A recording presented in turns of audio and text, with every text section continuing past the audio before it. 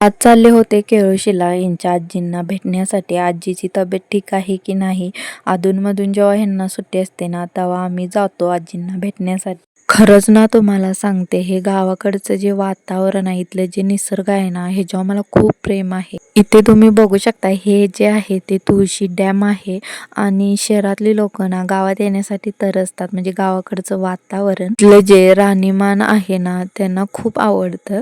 आणि इथली ना माणसं खूप प्रेमळ असतात. एखाद्या माणसाला तुम्ही जीव लावला तर ती गावाकडची माणसं जीव देण्यासाठीही तयार असतात. इतक्यात आम्ही ना आजीच्या घरी पोचलो. घरी तरी कोण वगैरे दिसत नाही आणि आतमध्ये लाईट चालू होती म्हणून मी बघण्यासाठी गेलो कोण होतं. तर आजी होती. आजीला एकदम सरप्राईज देऊन टाकलं. आजी एकदम जाम खुश झाली होती. आजीला पाहून आम्हालाही आनंद झाला.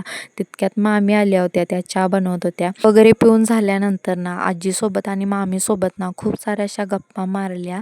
5 वाजले होते ना म्हणून आजी गेली होती गोटा लोटण्यासाठी. पहिल्यातली माणसं काय गप वगैरे बसत नाही. आजी आणि मामी खूप रिक्वेस्ट करत होत्या जेवून जावा म्हणून.